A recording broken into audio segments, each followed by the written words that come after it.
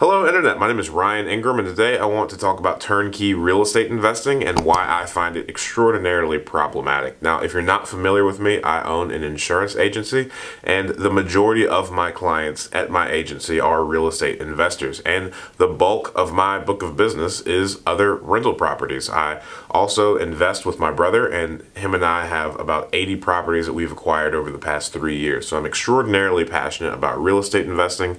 As you can see, if you just take a look around this YouTube channel, and I have several videos on the Deals Explained playlist where I go through all of the deals that my brother and I have done.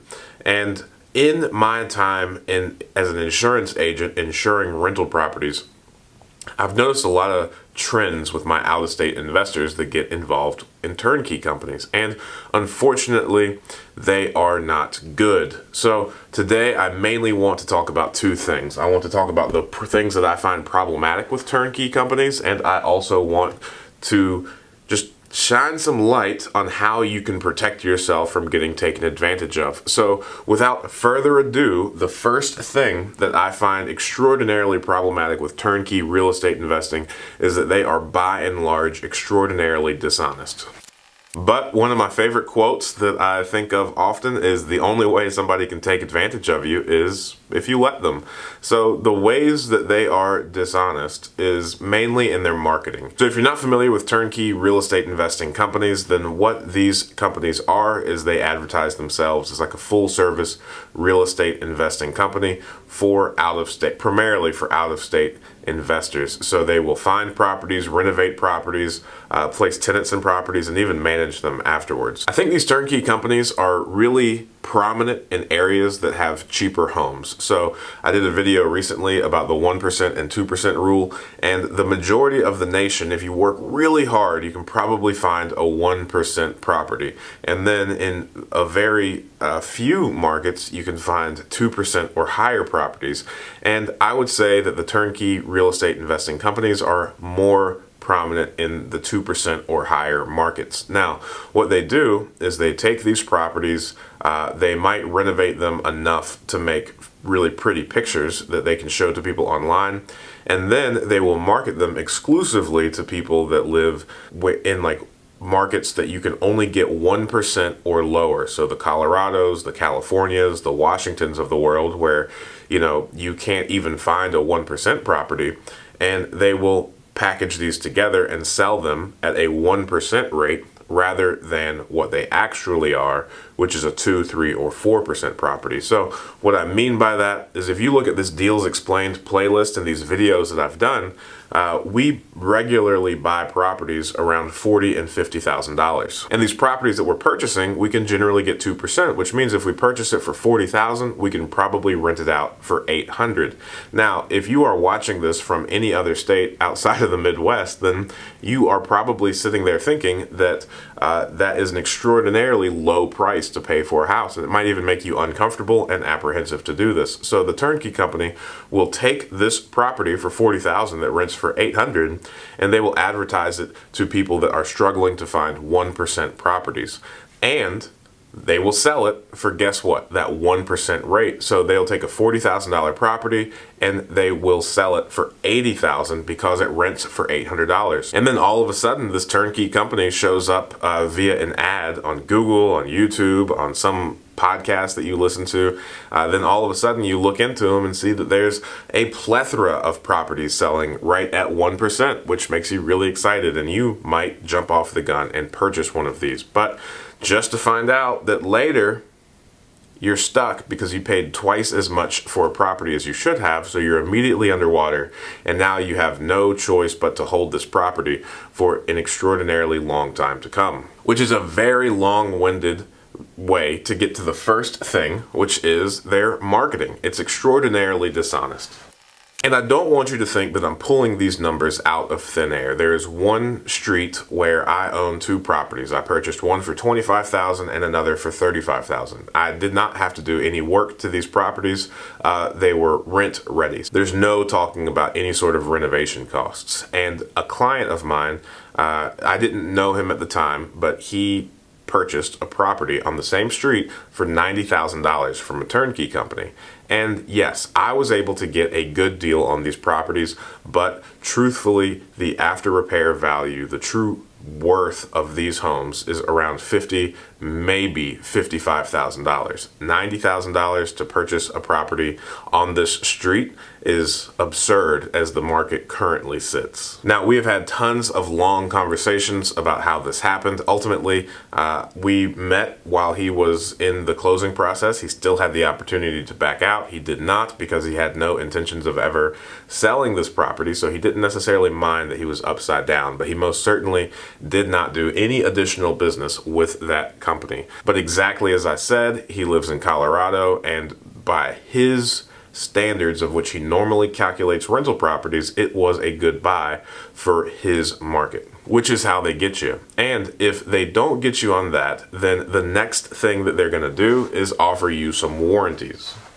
Now, generally, regardless of the circumstance, I'm not a fan of warranties because it's somehow built into the price and you're probably better off without it. And turnkey rental properties are no exceptions. Now, the most common warranties that I've heard of from these turnkey companies are if in the first few years, if anything goes wrong with the mechanics, the plumbing, the electric, something like that, then they will come out and fix it. The roof, any of the larger ticket items on this property that's not the normal wear and tear or the tenant's fault.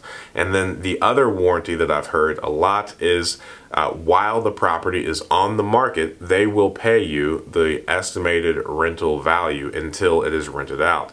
But I'm not sure why that's necessary. If it is truly a good property, if you know the market, then you know how long a property should sit vacant. Here in the Midwest, generally, vacancies are not high and properties will rent out very quickly. So this is really an unnecessary thing that is inevitably built into the price. So if you're a first-time investor, if you're nervous about getting into real estate investing, if you want this kind of pseudo security blanket, safety net, anything like that that's just kind of false comfort, then these warranties might be really appealing. So not only are they being misleading in their marketing, but they're also trying to sweeten the deal and convince you to spend $30,000, $40,000, $50,000 over market price on these properties by now also providing these phony warranties. I say phony warranties mainly from experience, and I get that I'm making blanket statements, I'm condemning all turnkey real estate companies, and I get that blanket statements are never true. Oh, funny guy here. But nonetheless, what I truly want to say on this particular point is there is an example where with the insurance companies that I represent for underwriting, we are required to take a picture of the front of the house and also the back of the house. And this is so the underwriter can appropriately determine the risk and figure out if this is a good risk that they want to insure or not. And recently I was unable to insure a property, a turnkey property, because the roof was missing shingles, it was curling really bad, and you could just tell that this roof was on its last leg. So I notified the insured or my client of this, and he notified the turnkey company, and contractually they were obligated to replace this roof because of the warranty that they made in their contract. However, they sent out multiple roofing contractors, and I'm sure paid them very generously to say that this roof had 5 to 10 years of life left. It's not true at all. But after several weeks of fighting this with the turnkey company ultimately did replace the roof. So I must admit that they did do exactly what they said, but you shouldn't have to fight someone so hard to replace a roof if they're charging you $30,000 to $40,000 over market. It's nonsense. Which is also a perfect segue into the third, which is workmanship. At this point, after taking pictures and inspecting dozens of turnkey properties for the insurance companies, I can confidently say that I have never been impressed with the workmanship of any of these companies, because if their margins weren't already high enough, they also skimp on their labor and their materials. They will get the cheapest, kind of piecemealed stuff, put it together, and take phenomenally angled pictures for their marketing so that you can't see how crappy their work really is. I don't necessarily care if you have done a video walkthrough. I don't necessarily care if you have asked for several different angles of these pictures. There's no substitute for you going out to the property and walking through it yourself. Actually, so much so that a lot of the insurance companies, just industry-wide, are starting to no longer insure out-of-state investors. And this is largely due to turnkey companies ruining it for everybody because they can't be trusted. They're selling these horrible properties to investors, and come to find out 2-3 years later, these properties just, all the lipstick that was put on that pig wears off, and now we have insurance claims left and right that the out-of-state investor just truly knew nothing about because they had never actually been to the property themselves. So it is now creating a new underwriting question in the insurance industry of, has the out-of-state investor been to the property in person? If the answer is no, then I can rattle off 5 or 6 different companies that will no longer write insurance on that property. Which also perfectly brings us to the last one, which are comps. Now, if you're not familiar with comps, comps are sales comparables, or what other properties in a similar area, a similar style, and similar size have sold for previously.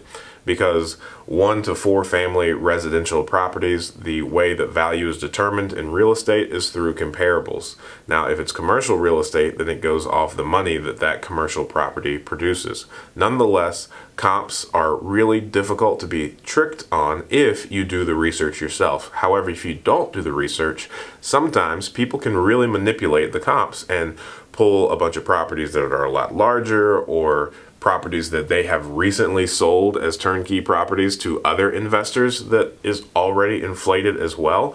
And they can just be pretty misleading. In fact, I have one insurance client that is working with a turnkey company, and he purchased a duplex in this area. And as I've gone through in several of the Deals Explained videos, I've purchased duplex for the most recent one that I did was a massive brick building for $59,000. I've bought others for $30,000, $35,000, even $25,000. And this turnkey company that the client was going through convinced him that $40,000 was a decent price for a duplex that needed a complete rehab on both sides. And they also sold him on $40,000 worth of renovations. So now he has $80,000 in this property.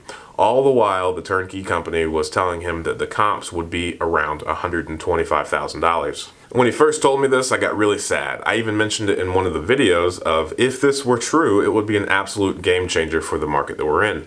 Unfortunately, that is not the case, and the comp came back at $56,000. So that is a far cry from this $125,000 estimate that this turnkey company gave him. Now, since the turnkey companies are the real estate professionals that they market themselves to be, I don't know if this is negligence. I don't know if this is a one-off thing or just so blatantly misleading that it should be criminal.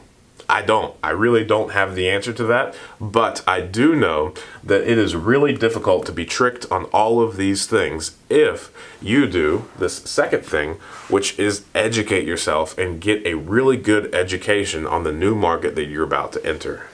Because again, one of my favorite quotes is, the only way somebody can take advantage of you is if you let them. So education is your first line of defense to prevent yourself from doing this. Now, I've recorded videos on how to calculate numbers on a rental property, how to find rental properties, and if you do enough research on a particular market in a particular industry, then these things become more apparent to you, and you're not relying solely on the opinions and statements of these professionals, which is sad to say. But if you arm yourself, these things become a lot less of a threat to you and your money.